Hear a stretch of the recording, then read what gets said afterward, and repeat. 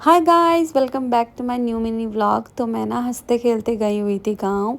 लेकिन मेरे साथ क्या हो गया, बेसिकली आज मैं गई हुई हूँ सचिन के गांव, और जहाँ पर मुझे सचिन ने मज़दूरी करने पर मजबूर कर दिया। ये देखो, मेरे को ऐसे सर पे लेके जाना पड़ रहा है। और हम उठ गए थे आज सुबह 4 बजे। मैं उठ गई थी 3:50 पे, और उसके बाद मैंने फटाफट से मेकअप किया और बैग वैग लिया, और हम जल्दी से निकल गए गांव की तरफ, क्योंकि हमें जाना था गांव पूजा के लिए। तो मुझे अध्यंत को भी लेके जाना था। फटाफट से हम लोग रेडी हुए और निकल गए।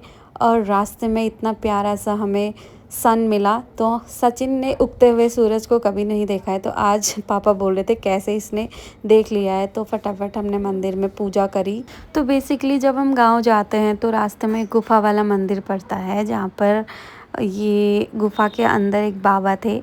उन्होंने कुछ प्रिडिक्शन किया था जो सच हुआ था, तब से इनकी मान्यता बहुत ज़्यादा होती है।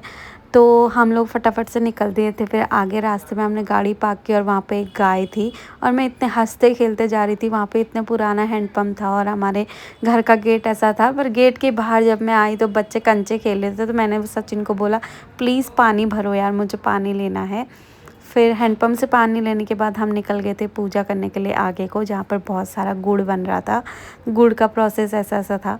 वहाँ पर देखो, ऐसे ऐसे गुड़ को रखा जाता है, स्टोर किया जाता है। और पूजा वगैरह करने के बाद जब हम आ रहे थे वापस, तो आगे रेलवे स्टेशन था, और जहाँ पर ट्रेन आने थे वाली थी, जिसकी वजह से फाटक बंद था। तो हम लोग को वेट करने के लिए बोला गया। वेट करने से मुझे ऐसा लगा कि वेट क्यों करें, चलो आगे जाके खेतों में जाते हैं। तो हम खेतों पे गए, तो इतना उबड़ खाबड़ रास्ता था, जिसकी वजह से मेरे स्लीपर्स ही टूट गए। हाँ हाँ गाइस, आज मेरे साथ बहुत कुछ हुआ। मैंने बोला कोई बात नहीं, स्लीपर्स टूटे तो टूटे, पर मुझे तो गन्ने खाने के लिए जाना है। तो इन अंकल ने मुझे गन्ने काट कर दिए, और ये गन्ने इतना इनमें रस था ना, मुझे खा के मज़ा ही आ गया। मतलब ऑर्गेनिक चीज़ें ऑर्गेनिक ही होती है।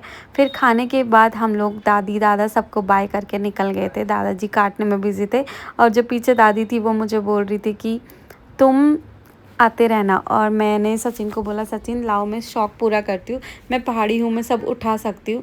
और मैंने जैसे ही ये सर पे पकड़ा, तो ये इतना भारी था, इतना ज़्यादा, कि मेरी हालत ख़राब हो गई थी। मैं सचिन को बोलती रही, सचिन प्लीज़ तुम ले लो अब वापस। वो नहीं ले रहा था। फिर हम घर आए, हमने खाना वाना खाया, और दादी के पैर छुए, थोड़ी सब्जियां तोड़ी खेत से, और उसके बाद हम लोग आ गए थे घर को।